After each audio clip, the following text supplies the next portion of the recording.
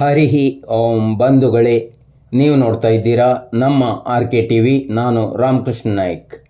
ದೇಶಭಕ್ತಿ ಮತ್ತು ರಾಷ್ಟ್ರಧ್ವಜದ ಗೌರವದ ಸಂದೇಶವನ್ನು ಜನಸಾಮಾನ್ಯರಿಗೆ ತಲುಪಿಸುವ ಉದ್ದೇಶದಿಂದ ಭಟ್ಕಳದ BJP ಮಂಡಲದ ವತಿಯಿಂದ ಹರ್ ಘರ್ ತಿರಂಗ ಅಭಿಯಾನದ ಅಂಗವಾಗಿ ಜಾಗೃತಿ ಬೈಕ್ ರ್ಯಾಲಿಯನ್ನು ಆಯೋಜಿಸಲಾಗಿದ್ದು, ಆಗಸ್ಟ್ 12, 2026 ಸಂಜೆ 5:30ಕ್ಕೆ ಭಟ್ಕಳ ನಗರದ ಶ್ರೀ ಚನ್ನಪಟ್ಟಣ ಹನುಮಂತ ದೇವಸ್ಥಾನದ ಆವರಣದಿಂದ ಬೈಕ್ ರ್ಯಾಲಿಗೆ ಚಾಲನೆಯನ್ನು ನೀಡಲಾಯಿತು.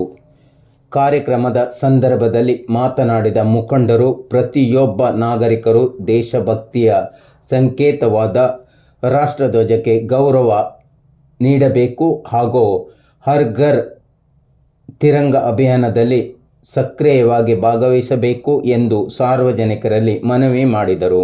ಈ ಕಾರ್ಯಕ್ರಮದಲ್ಲಿ ಮಾಜಿ ಸಚಿವರಾದ ಶಿವಾನಂದ್ ನಾಯ್ಕ್, ಮಾಜಿ ಶಾಸಕರಾದ ಸುನಿಲ್ ನಾಯ್ಕ್, ನಿಗಮ ಮಂಡಳಿ ಮಾಜಿ ಅಧ್ಯಕ್ಷರಾದ ಗೋವಿಂದ್ ನಾಯ್ಕ್, ರಾಜ್ಯ OBC ಮೋರ್ಚಾ ಉಪಾಧ್ಯಕ್ಷರಾದ ಈಶ್ವರ್ ನಾಯ್ಕ್, ಸುಬ್ರಾಯ್ ದೇವಡಿಗ, ಶ್ರೀಕಾಂತ್ ನಾಯ್ಕ್, ಜಿಲ್ಲಾ ಕಾರ್ಯದರ್ಶಿ, ಮಂಡಲ ಅಧ್ಯಕ್ಷರಾದ ಲಕ್ಷ್ಮೀನಾರಾಯಣ್ ನಾಯ್ಕ್, ಮಹಿಳಾ ಮೋರ್ಚಾ ಜಿಲ್ಲಾ ಅಧ್ಯಕ್ಷೆ ಶಿವಾನಿ ಶಾಂತಾರಾಮ್, ಹಿಂದುಳಿದ ಮೋರ್ಚಾ ಅಧ್ಯಕ್ಷರಾದ ಸುನಿಲ್ ಕಾಮತ್, ಮುಖಂಡರಾದ ರವಿ ನಾಯ್ಕ್ ಜಾಲಿ, ರಾಜೇಶ್ ನಾಯ್ಕ್, ಸುರೇಶ್ ನಾಯ್ಕ್, ಮುಕುಂದ್ ನಾಯ್ಕ್, ಶ್ರೀನಿವಾಸ್ ನಾಯ್ಕ್, ಶ್ರೀಧರ್ ನಾಯ್ಕ್, ವಿಷ್ಣುಮೂರ್ತಿ ಹೆಗಡೆ, ವಿಶ್ವ ಹಿಂದೂ ಪರಿಷತ್ ಹಾಗೂ ಹಿಂದೂ ಜಾಗರಣ ವೇದಿಕೆಯ ಪ್ರಮುಖರು ಸೇರಿದಂತೆ ಹಲವರು ಭಾಗವಹಿಸಿದರು.